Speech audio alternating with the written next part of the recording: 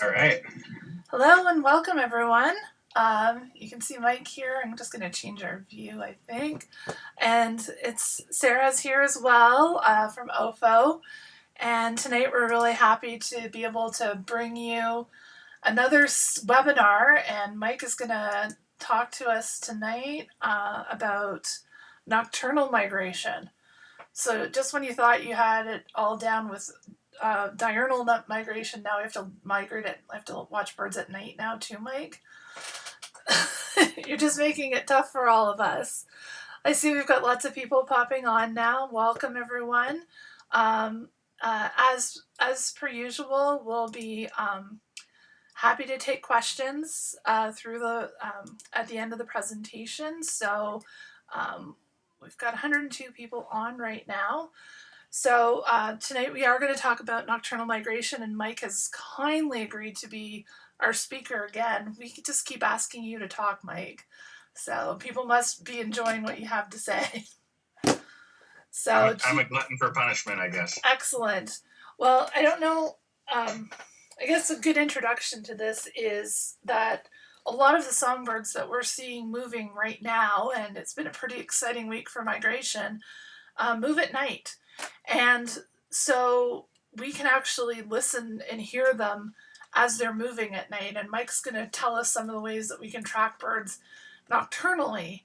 So, if you've got a night where, you just can't sleep because you're so excited about getting out birding the next morning, well, then you can hop on and do a few of the things that Mike's going to talk to us about tonight. I'm just going to mention now that Mike's going to have quite a few links in his presentation, and he will be posting the links into the chat at the end. So don't worry about writing stuff down. He's going to supply you with all of the links that you need.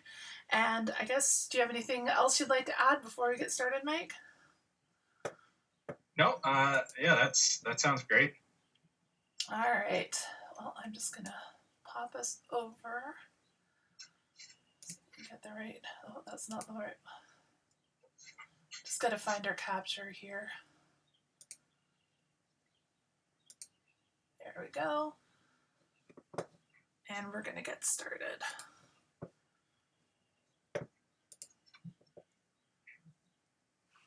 All right, thanks very much.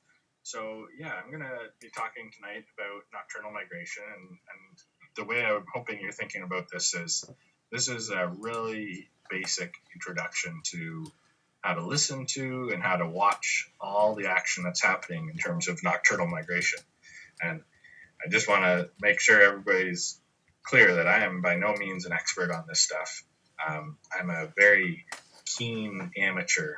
I love everything about migration, and I like doing the listening and watching. So I want to share some tips that I've gathered over the years. But I'm hoping that through this, maybe one of you watching will come back and give the advanced version of this maybe in a couple months. So I hope that you get something out of this and you have a better appreciation for some of the ways that we can keep tabs on what's happening. It's just another facet of birding and sort of tools that you can use to plan your birding trips and things like that. So I just first want to start with a story about a magnolia warbler. It was when I was 10 years old. I was home for lunch from school, and this bird got trapped in our glass porch. And my dad, he was a birder, but he was away at work for the day. And it was just my mom home with me. And so we managed to capture this bird that had been stuck in our porch. And, we released it. This was sort of mid-May, so like prime migration season. And I was interested in birds, but I knew like our local stuff, but I wasn't super aware of all the things going on. And anyways, we looked it up in our field guide, and we came to the conclusion that it was a magnolia warbler. And this totally blew my mind. There was this bird that it didn't nest around our area. Because I looked in the field guide, and its breeding range was further north, and it wintered in the Central America. So it wasn't here in the winter, it wasn't here in the summer.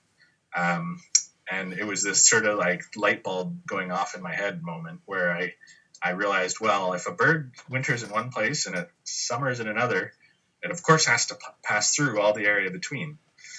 So it was this really amazing experience for me, come to this realization that there are birds that just pass through our area. And so that was sort of my eyes opening to the amazingness of migration. Now, when a lot of people think about going out, I think what a lot of birders think about when they go out birding and they're talking about watching migration, they think of, big kettles of raptors, like this big flock of broad-winged hawks from last fall, or, V's of Canada geese passing overhead. And that's a big part of migration.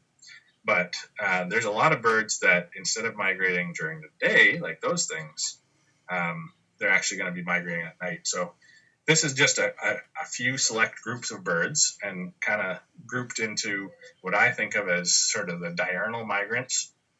So migrating during the day. So things like waterfowl, raptors, corvids like jays and crows and ravens, swallows, blackbirds, finches, and basically all of those will migrate at night sometimes, especially things like waterfowl. And then in sort of the other camp, you've got the mostly nocturnal migrants. So things like thrushes, although things like eastern bluebird and American robin, those I think of as more of diurnal migrants. But the other thrushes are definitely nocturnal migrants. Flycatchers, wrens, kinglets, warblers, vireos, sparrows. And as you can tell, that covers a pretty good chunk of our songbirds. So definitely the majority of our songbirds and a majority of other birds in general actually spend most of their migration happening at night rather than during the day. Now, when the sun sets and migration picks up, it actually does make a lot of sense when you start thinking about it that a lot of birds would choose to migrate at night. So, I mean, there's things like fewer predators for especially like songbirds. They don't have to worry about hawks so much when they're flying around at night. The conditions are generally a little more favorable, tends to be a little less windy, so the weather's a little better, and it also allows them to maximize their time during the day, so they can spend that foraging and rebuilding their fat reserves that they rely on to get from one place to the next. So we're living at a very exciting time when it comes to understanding nocturnal migration, but also as sort of amateur birders, we're at a really cool time because there's all this new technology that makes it easier than ever to monitor what's happening when it comes to migration. So I'm going to give you an intro to some of those tools that are out there. And so hopefully by the end, you'll be able to understand why you should be excited when you see an image like this on the radar, but also how to interpret it and what are some of the resources that are out there. So if you step outside at night, you obviously can't see birds flying overhead like this bird. Instead, it's pitch black, so it's pretty tough to see stuff. But lucky for us, most birds that are flying overhead, they're going to make a fair bit of noise through flight calls. And most of those flight calls are very short, like single note calls. You'd be familiar with them from the little short sort of contact calls that you've heard, walking through the bush or whatever. So they are kind of familiar calls, but they're very simple. And some of them are fairly quiet, and they're all, for the most part, pretty tricky to identify. So if you want to maximize how many calls you're hearing from birds flying overhead, there are some factors that influence things. So birds tend to call more frequently when it's cloudy or foggy out, in places where there's a lot of light pollution. So those first two points are times when the birds might be kind of disoriented, things like that. When they're descending, they'll do a lot more calling. So the best time of the day, it tends to be to listen to flight calls, is actually like the sort of half hour to hour before the sun starts just sort of cracking the horizon. Just as the dark is starting to dissipate. That's when birds are peak calling.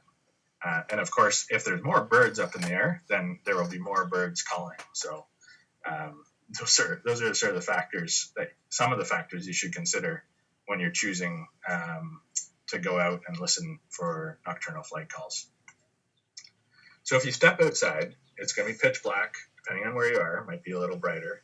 What will you hear? So I've tried to describe it, but I think the easiest thing or the best thing is to show you a clip of what a really heavy night of nocturnal migration sounds like. So I'm going to play you a clip in a second. I'm just going to play you 1 minute, but it was recorded by Bill Evans from Central New York on September 11th of last fall, 2020. And Bill is like the expert when it comes to flight calls. So you're going to hear me mention his name quite a bit. I will display in a second when I pull this up, I will display the link to this recording. And if you want to listen to it, it's got the whole night and it's pretty spectacular to listen to. Okay, here we go.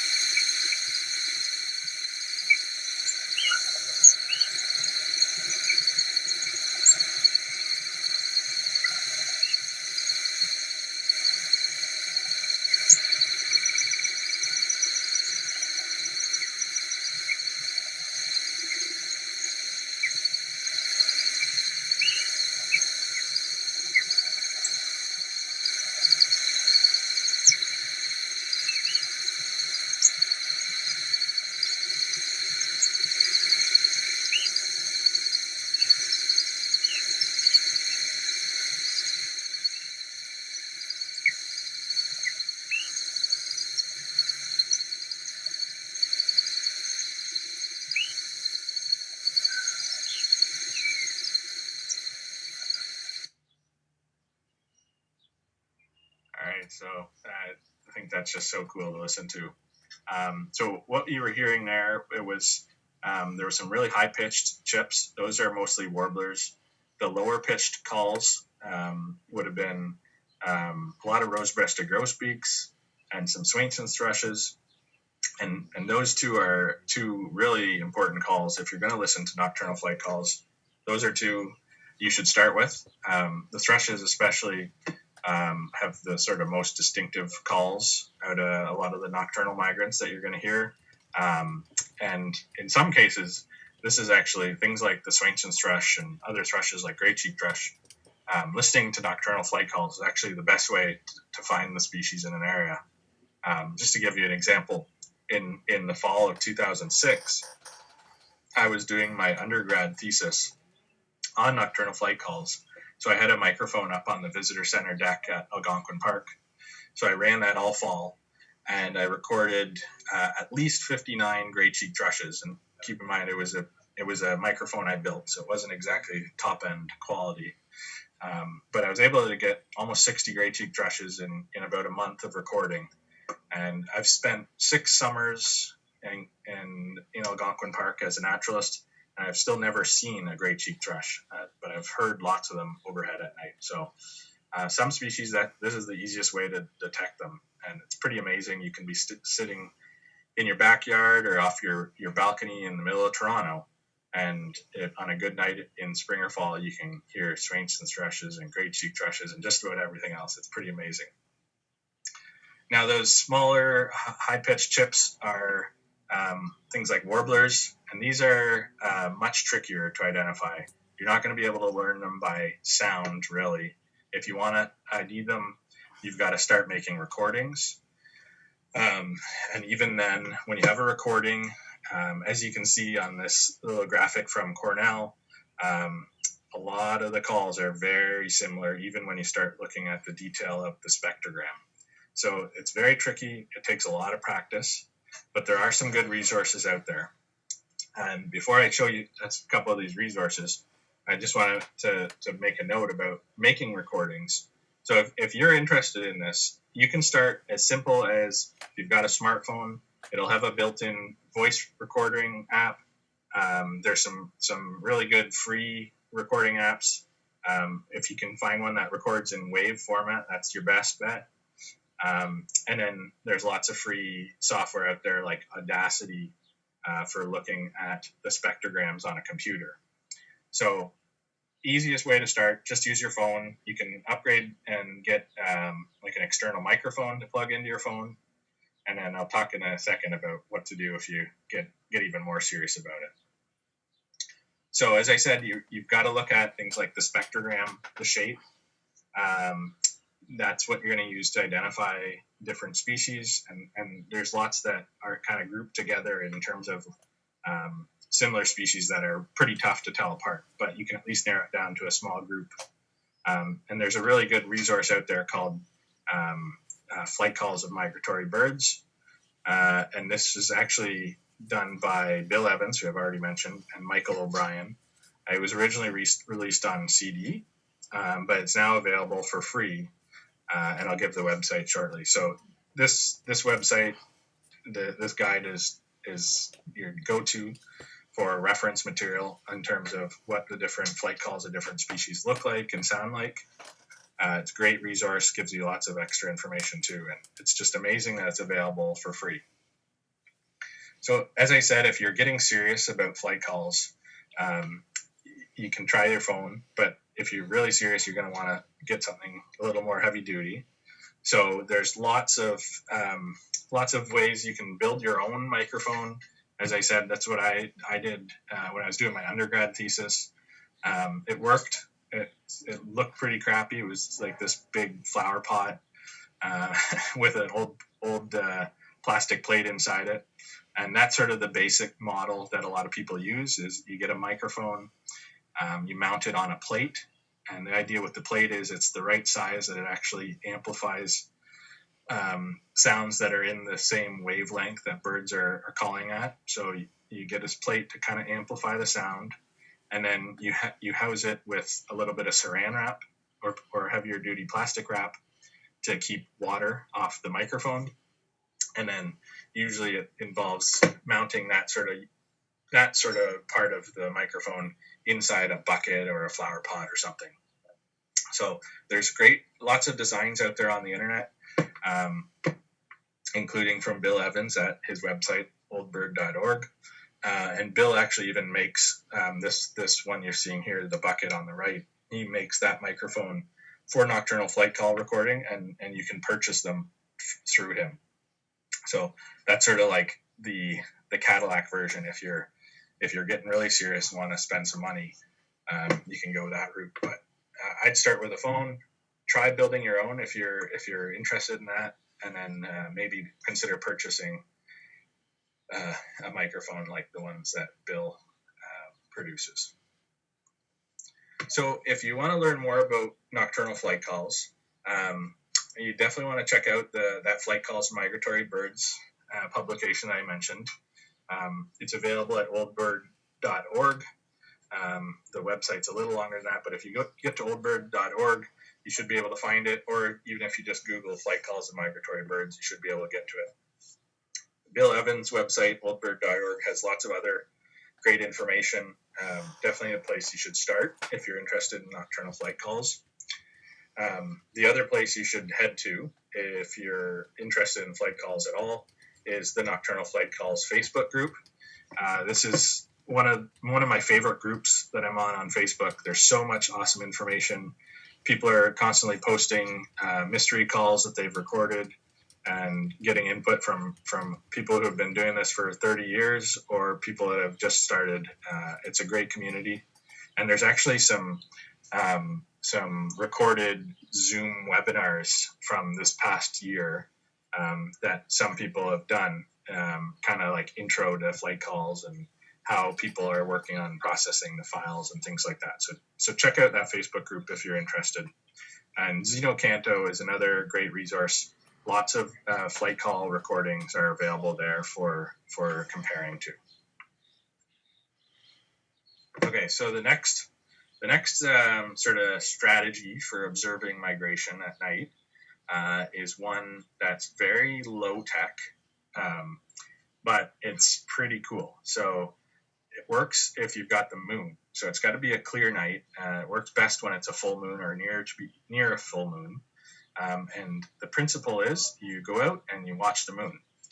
And you can look through a camera or binoculars or a telescope, but you're basically just watching the moon, which is a nice bright light, and you're watching for birds to fly across. And it's pretty incredible. On a good night for migration, it can be a pretty steady stream of birds passing in front of the moon. You're not likely going to be able to identify them, but you never know. It depends what it is. But it's just pretty amazing to be able to watch the moon and count birds going by. And this is a technique that's been used for quite a long time. And there's lots more information on the website, on the internet, about doing this technique, and things like calculating what's the actual, based on the rate of birds passing by the moon, how many birds are passing overhead, things like that. So pretty cool. And I did manage to find a YouTube video that somebody has taken of this. So I'll leave you with that.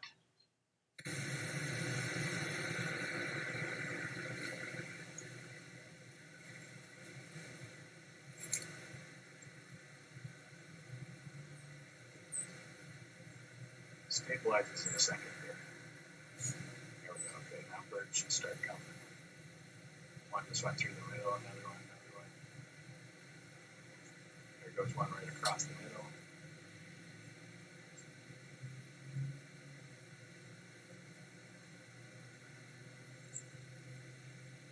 There go a couple going to the right, one to the left. One to the left. So definitely something fun to do. If you've got a good night for migration and the moon's out, grab your telescope, grab your binoculars, and see how many birds you can count going across. It's pretty fun. Okay, so the last sort of technique I want to talk about is radar. It's probably the most popular and, in a way, easy to use tool that's available to birders now for watching migration. It's pretty recent that radar has been so readily available to everyday people like you and me. It previously was something like a top secret thing of the military, and then just available to the weather folks. And so it's only really recently, with improvements in the technology of the radar itself, but also, like the internet being able to deliver this information to us at such a fast speed, and all these online tools, that it's really come to the forefront of sort of everyday birders being able to take advantage of what you can do with radar. Interpreting the radar is actually pretty straightforward. It might seem daunting when you first look at a radar caption like this, but once you learn how to interpret the radar from a bird perspective, it's pretty straightforward. And I think you'll find it really enjoyable to check in the radar and see what's happening.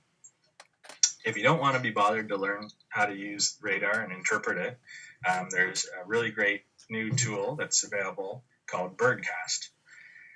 And Birdcast is a joint project of quite a number of researchers from a whole bunch of different fields.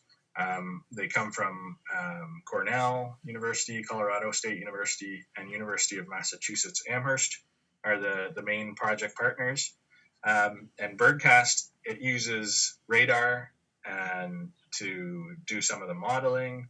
It uses a lot of other complicated stuff behind the scenes. But what you need to know is Birdcast is going to create a couple different products. One of them is a migration forecast, like you see right here. So these you can check out a couple days in advance, and it will show you in the US, it will show you what migration intensity is predicted to be. So you can see on this one, the night of April 26th, they were predicting very heavy migration in sort of the southeastern half of the United States, especially concentrated in sort of the Mississippi Valley, sort of from Texas to the sort of middle of the Mississippi. and they were predicting 311 million birds to pass through. So the other product that Birdcast creates are these live migration maps. And these are mostly based on radar, and you can see those little green dots are actually the different radar stations that are across the US. The little arrows are showing the direction that birds are traveling, and then the colors are showing the migration intensity, basically. So it's really cool. This is recapping that night. So we saw the prediction on that last screen, and on this screen, we're seeing what was actually recorded. Let me play that one more time. So you can see it picks up as the sun goes down. That's the red line. It's going pretty heavy. It peaks up around 500 million birds in the air, 530. Then it's starting to come down, and then the sunset or the sunrise is going to come through here. There we go. And then that mostly shuts down migration. There's still a little bit going after the sun rises. So that's mostly basically done using radar. There's a lot more complicated stuff that I don't understand, and quite frankly, we don't need to understand. It's this great little product that's produced and available to us for free. It's pretty incredible. But it's essentially just looking at radar and converting the radar into birds based on all sorts of complicated factors. So you can check out Birdcast on your own. You don't need to have any knowledge of interpreting radar, but I hope you want to learn a little bit. That's why you're here tonight. So my incredibly simplified explanation of how radar works. So essentially, you've got a radar station. It shoots out a radar signal. I'm calling it a radar beam. And basically how it works is it shoots out this beam. When it hits something in the air, it could be precipitation, could be an airplane, or it could be a bird. It hits that, it bounces back, comes back to the station. The station registers that as a hit, basically. So that's like a very simplified explanation of how radar is working. It's important to note that the beam comes out at a bit of an angle. So any objects in the air very low or very high right at the station are not going to get picked up by the particular station. So what that means is when you look at the radar map on a given night, if you've got signals that show up as kind of donuts around the station, that is likely to be birds. So if you think back to the last screen and when I was talking about the signal going out on an angle, and birds are all roughly the same height. So they're not right at the ground, but they're not up super high. They're kind of in that sweet spot. So the radar signal, as it gets further away from the station, it starts sampling the air that's a little bit higher. So it doesn't get any birds right at the center, but pretty quickly the radar beam encounters birds that are in the air. So it starts getting a strong signal if there's lots of birds in there. And then as the signal gets further away from the station, it starts to basically be surveying higher than the birds are in the air. And it's also weaker, so it's less likely to get a return on a small object like a bird. So that's why you end up with these donut shapes. Precipitation, on the other hand, shows up more of these blocky, irregular patterns. So up on this screen, you've got precipitation around Sault Ste. Marie and sort of Toronto, Hamilton, Niagara, and further south. But everything else, basically, that you're seeing on this map, the returns that are showing up, there's some precipitation over here, but everything else is showing up as these donuts, basically around the stations. Those are birds. And so basically the way to think of it is the air is full of birds, and that's why you've got a kind of constant return of the signal. But you can see in this map, migration is very weak in the northeastern U.S. and concentrated back on sort of the Mississippi Flyway from Texas. If you remember back to that Birdcast map, that was showing the same pattern, basically. So some newer radar products they, unfortunately for us birders, they filter out the non-precipitation signals.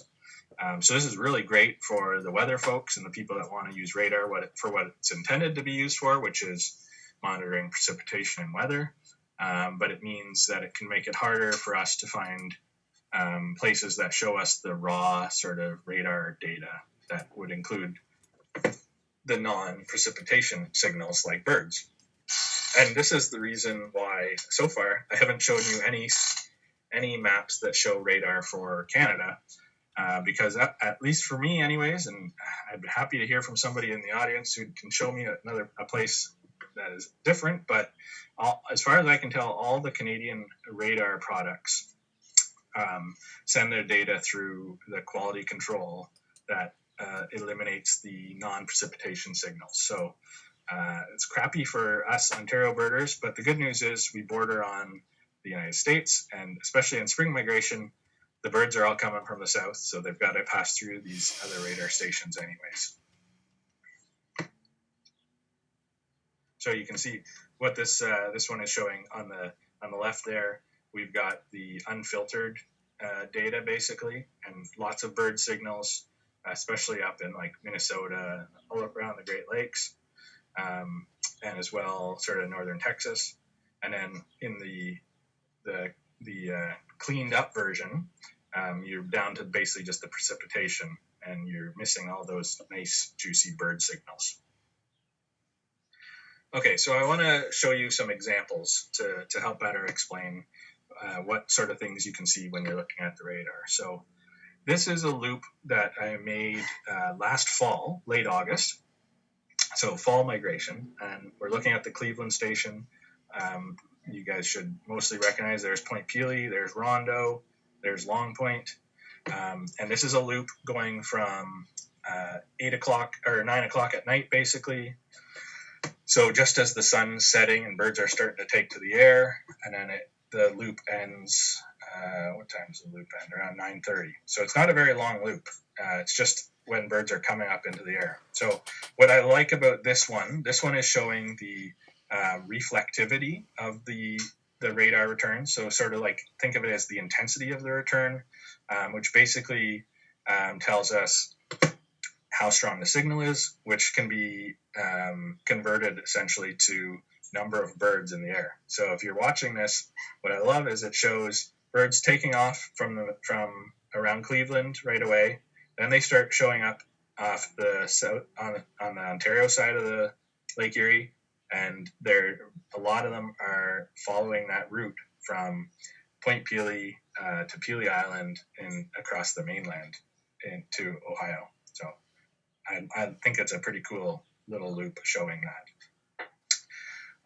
So as I said, you can actually do the conversion from the intensity of the return in decibels to numbers of birds in the air.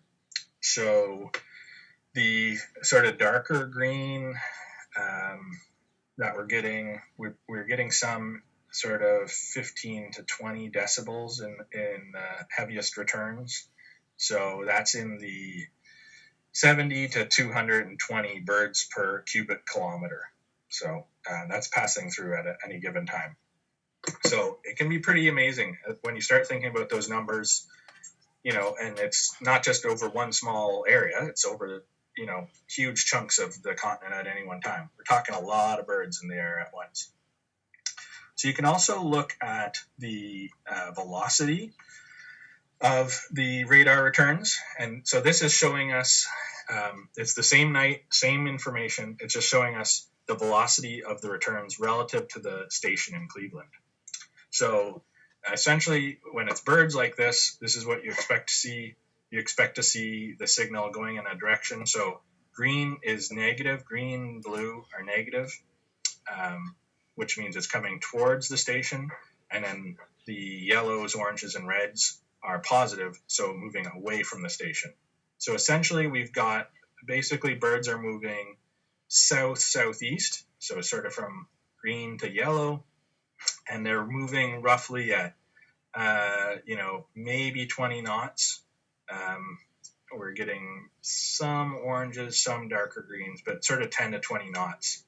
And of course, you'd have to figure out exactly how fast the birds were going. You'd need to figure out what their tail speed of the wind was.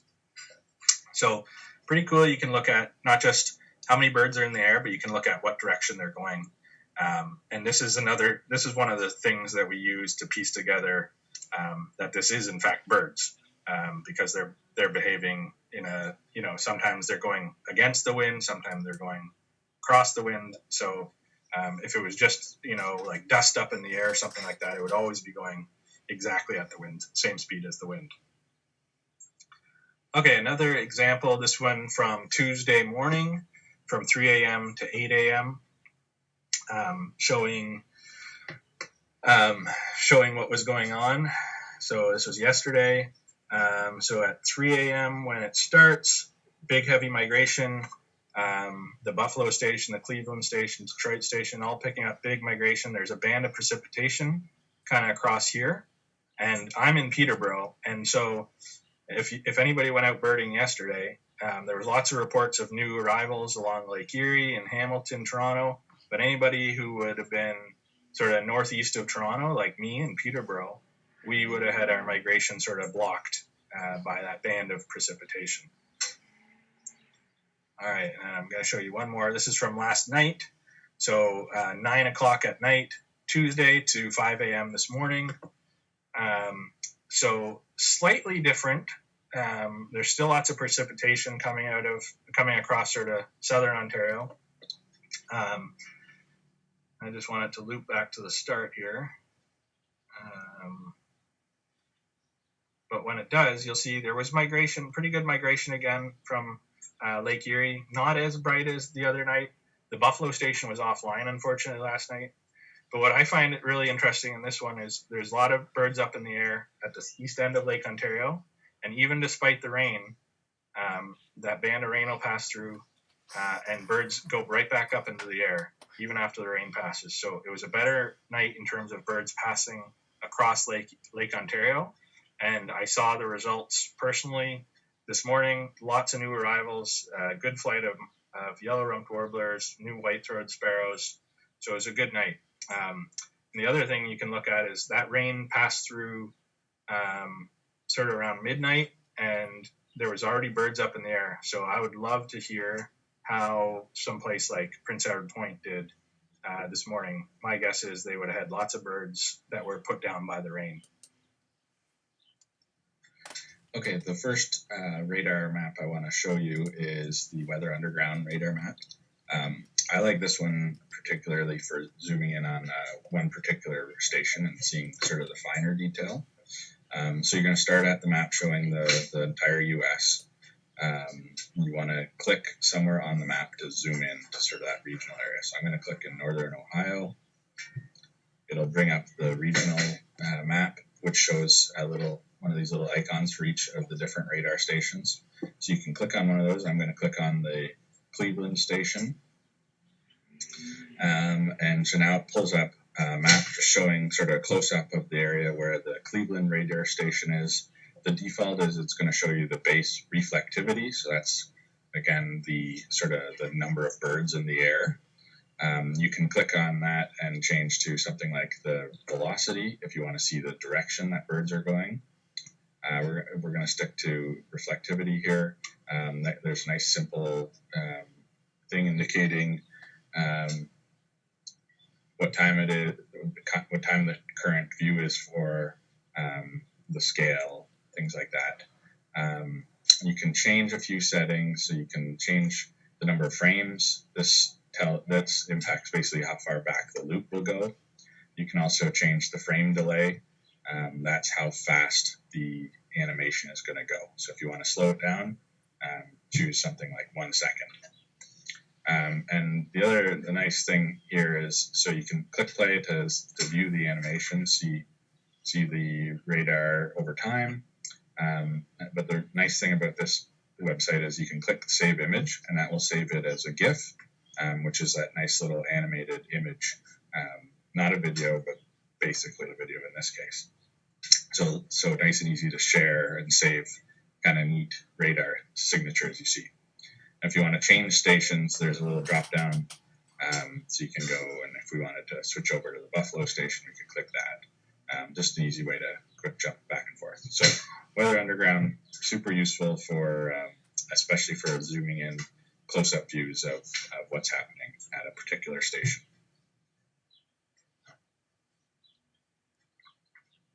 All right, this next one is from the University of Wisconsin-Madison, Department of Atmospheric and Oceanic Sciences. This is just a really nice, simple site. If all you want to do is just quick come and check what's happening on the radar. This one has a basic loop.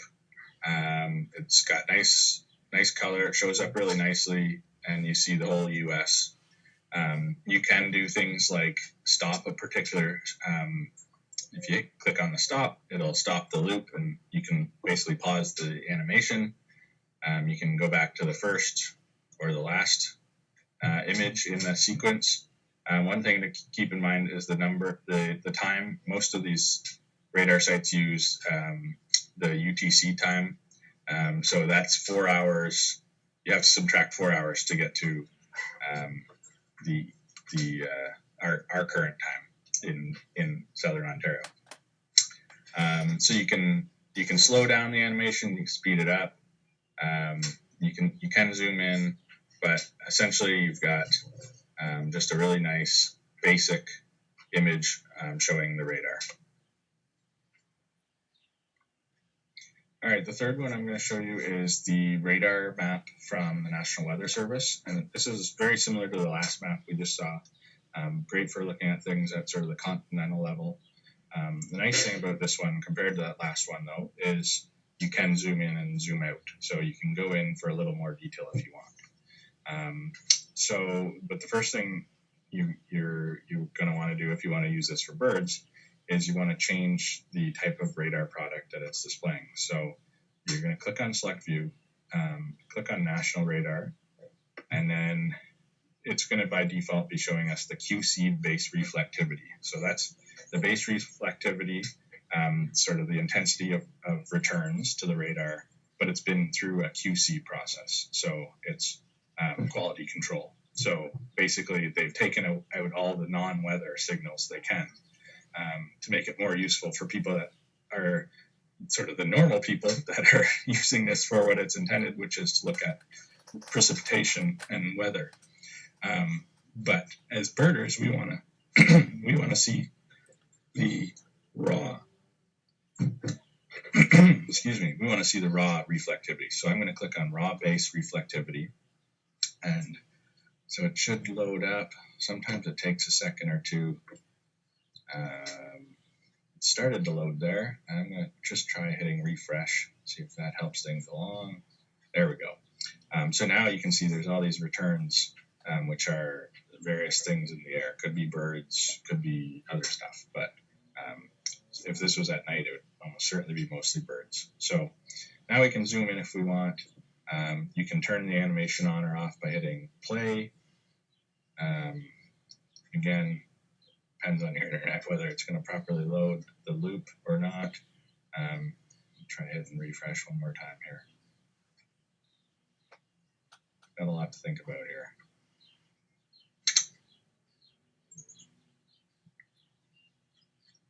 It doesn't want to load right now for me, but if it would be loading if my internet wasn't so slow, and so you get the idea of how you can use this additional tool.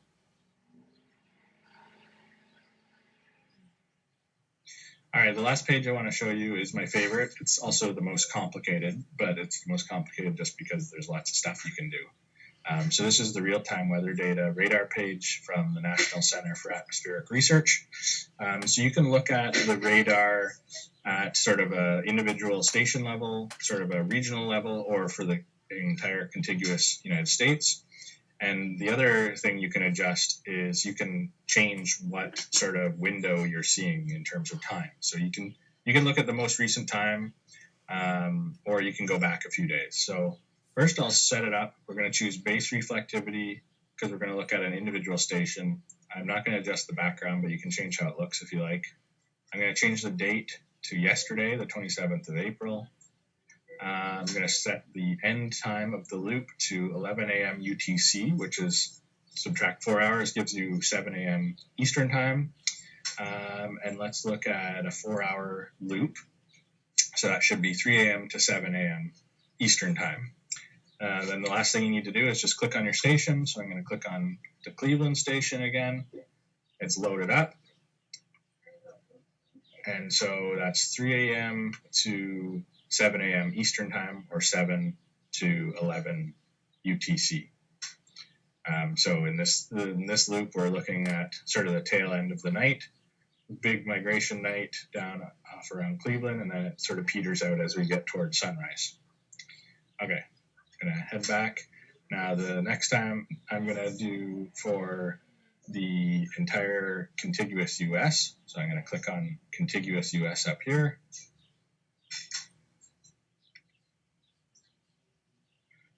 And there we go. We're looking at the same time period that we just looked at for the Cleveland station, but for this time for the entire U.S., contiguous U.S. So you can see it was a good night for migration.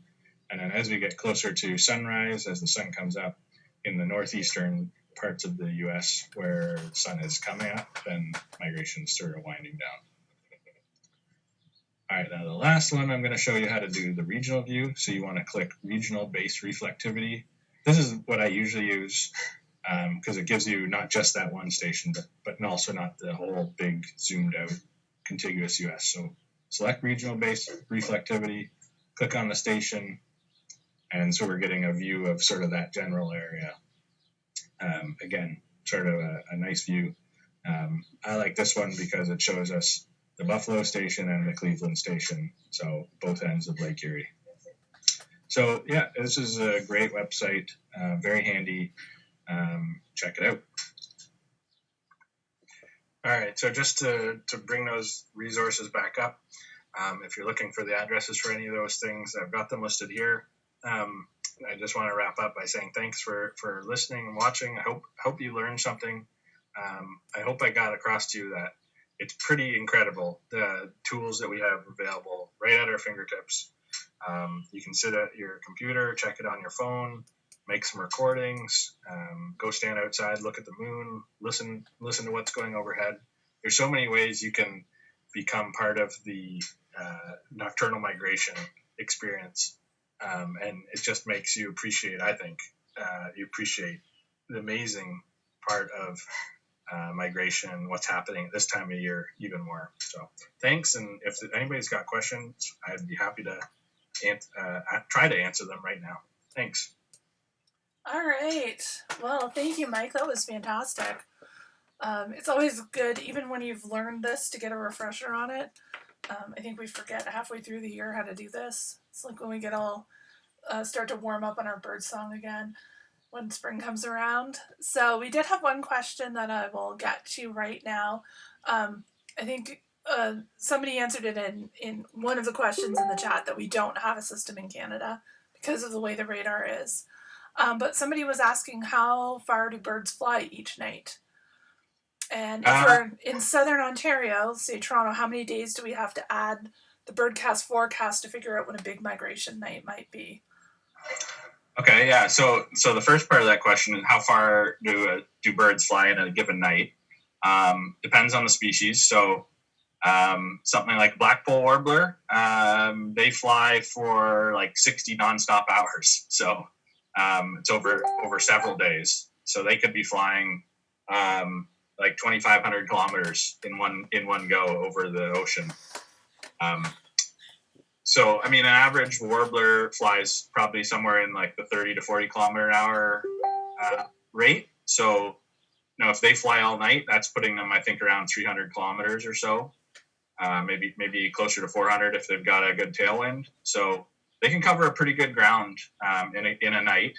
And then in terms of that second part of the question, if you are seeing heavy migration on the south side of Lake Ontario, then it's safe to assume, if that birdcast is saying it's going to be heavy migration south of the lake, it's going to be heavy migration on the north side of the lake, unless there's something blocking them, like a line of thunderstorms or something like that. Yeah. Yeah, definitely. When you look at birds too, like some birds will cross like the Gulf of Mexico in a night, but then other nights they might just do Lake Erie. So how long they fly also too depends on how much refueling they've done during the day too. So there's a lot of factors in that, but it's amazing how long and how far they can fly in one flight. Some Luke wants to know: is tonight a good night for migration? Probably not. I didn't even look at Birdcast, but at least here in Peterborough, it's very rainy. It's cool, and I mean, if you want to learn a little bit about predicting what nights are going to be good, there's actually going to be a presentation on May 4th by Brandon Holden and Justin Peter as part of the TO Bird Celebration, and they're going to be talking all about that topic, how to sort of predict and plan your birding. But I mean, the most important factor is probably wind. If you at this time of the year you're looking for a south wind, if you've got a south wind and it's not raining, then it'll be a good night for migration. Yeah, and it's I think even spring versus fall is different too, right? In spring, birds are really motivated and very hopped up on hormones, which is really pushing them to fly as much as they can in as short a time as they can. Where fall, I find things as especially songbirds are much more leisurely in their migration. It's kind of like I've seen the same group of birds day after day after day in at the tip of Point Pelee in the fall, whereas that same group of birds you maybe would see linger a day or two at Pelee if the conditions are good for migrating. So, all right, do we have any other questions in here? Oh, somebody said they're at Pelee. They were there during a fallout. Yes, that's an interesting phenomenon that can happen anywhere. We see it at Point Pelee because we're one of those first points of land that sticks out into the lake. But if something happens overnight, like a giant bank of fog or a thunderstorm or something like that, that can cause birds to fall out, and that's when we would see them in those huge numbers. It's one of those mixed blessings. You get to see birds close up, but a lot of times they're really stressed. So if you get a day where it's warm and there's lots of insects and the birds aren't super stressed, it's one of the most amazing experiences you can have. Someone wants to know what direction is good for whimboral migration. I don't know off the top of my head. My guess would be like a southeast wind. Like the whimbrel that we get in southern Ontario are coming from like Chesapeake Bay area in spring. So most birds are looking for a tailwind. So that would be my guess, but I don't know that for sure. Someone's asking if warblers also migrate during the day on high pressure days. I mean, there's definitely some daytime movement of birds. It gets into what do you consider migration. There's definitely some movement for the first couple hours of the day. You get some movement. I don't know if it's truly migration or just birds kind of relocating, trying to find good foraging spots. And all these things, and I showed that list about what species are nocturnal and which ones are diurnal migrants, and like everything breaks all the rules at some point. So quite possibly, I've definitely had days where you see migrant warblers and stuff moving well into the day, like close to lunch. So we had another question: are there any species which veer to eastern coast with this central migration? Not sure I understand the question. Birds that are migrating through like the Mississippi Valley Flyway and then veer to the east? Veer to the east, well, palm warblers. That'd be a pretty good example, the eastern palm warbler. The yellow palms, we don't see many of those in the spring. Yeah. So that would be one that I can think of off the top of my head. Is there any, this is a good question. Is there any evidence that migrating birds can detect the radar beams? I don't know of any, but like I said, I don't know everything about this stuff, but I would be pretty surprised. But yeah, I'd have to look that up. All right. Somebody's saying that you're going to give us the equivalent to Birdcast in Canada. Just kind of like they're impressed with what you've been able to show us today. So I think we're lucky on the Southern Great Lakes because we're so close to the States that we do get those good. We can extrapolate what's happening on the other side of the lake. It's, Northern Ontario is not quite so fortunate. So, all right. Well, do we have any other questions before we log off? I will mention that this presentation has been recorded. It'll be up here on the Facebook page, and we're also going to get it up on our YouTube page as well. So you'll have a chance to go back and review. And Mike is also going to post all of the links that he mentioned in his presentation, so that you can go and start predicting your own bird migration and see what's going on in your neck of the woods. So if there aren't any other questions, we've had lots of people thanking you, and everyone seems to really have enjoyed the presentation. So we'll just give it a couple more seconds and see if we've got any more of those last minute questions. While we're waiting and giving people a chance, which YouTube page? Ontario Field Ornithologist YouTube page. So if you've missed any of our previous presentations, just about all of them are up. I also wanted to mention that the OFO Birding from Home Challenge will be back starting May 1st.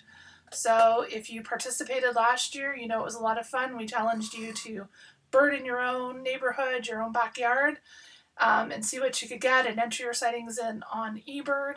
And there's going to be lots and lots of great prizes for that.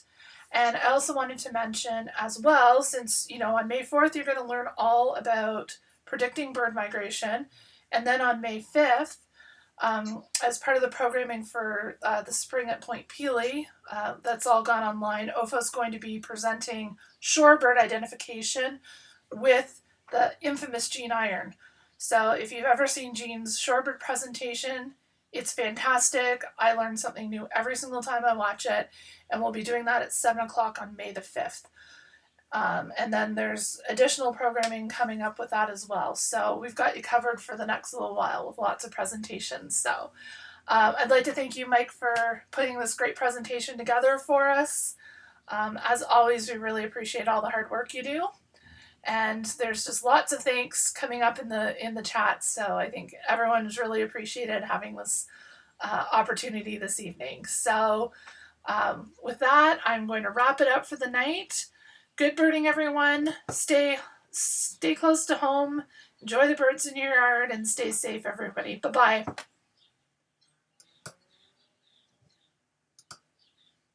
Okay, we're off. All right. Let's get a Nice.